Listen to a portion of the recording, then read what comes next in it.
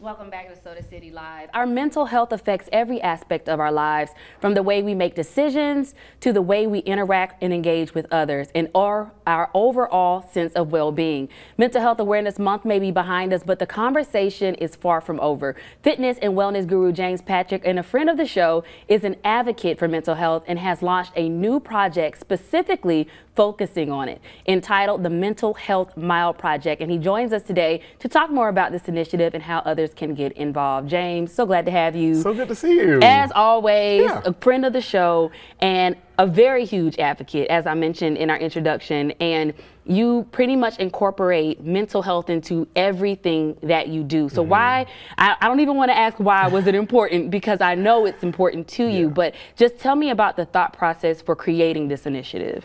So the Mental Health Mile has been conceptualized over the course of about a year, and the goal ultimately is to get people moving, but in an unorthodox fashion. We're not asking you to challenge yourself to lose 15 pounds. We're not asking you to see how fast you can walk your mile. We want you to be receptive to the idea that this is about interaction between you and your mental health and your mental wellness. So we want you to take your time, talk to other people, unload with your friends, spend some time with your therapist doing a telehealth virtual session while you walk. Those things are all inclusive to our mental health. And when we combine movement with mental health education, we find that people's interaction with their own mental health seems to heighten. And that's one of the main reasons I wanted to really roll this out this time of year, in the intersection between Mental Health Month, BIPOC Mental Health Month, and Pride Month. So 3 important months to me. And I'm glad that you mentioned Pride, because a lot of people don't really think about the mental health aspect of those who might identify differently or might have a different attraction. So for those at home that may not be able to relate, explain just some of those challenges that people in the Pride community or the LGBTQ community kind of face. Well, the LGBTQIA community is often given a distorted view in general. So when we specify it to mental health, we don't really even understand the statistics of what we're currently dealing with. And that's with the LGBTQIA population. We don't even speak about the Black population in that regard. And what we need to understand is that those statistics kind of mirror each other in terms of health disparities, in terms of understanding education, the resources around you and behind you.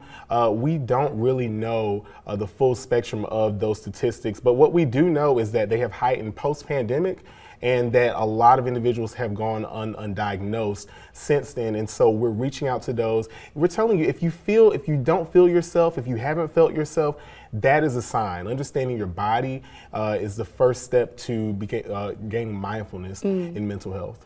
And like I mentioned in the introduction as well, a lot of people don't realize that our mental health really does affect our day-to-day, how we engage, how we interact with others, and even how we respond in certain situations. And I do want to mention that you do have an event this weekend. You're going to be at the South Carolina Juneteenth Freedom Festival speaking about mental health, predominantly in the African-American community. And you have brought on a wonderful team of presenters and speakers for this panel. And I want you to share just a little bit of those details, and we have some of that on the screen there, but share with us a little bit more about how you'll be facilitating this. Yeah, absolutely. I'm so excited about this weekend. We're going to be at Segra Park.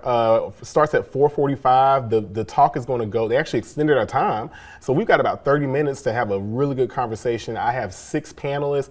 And I know that's a lot of people, but we have to have a lot of conversation. And so the hope is that those who are watching, the audience will be able to reach out to those panelists individually, those panelists who connect with them and mirror what some of the struggles that they're going through. So 4:45, Segra Park, we're going to be talking about BIPOC mental health, Black, Indigenous, and people of color mental health. It's time to have the conversations that we have so desperately needed for so many years. So I hope to see you guys out there this weekend.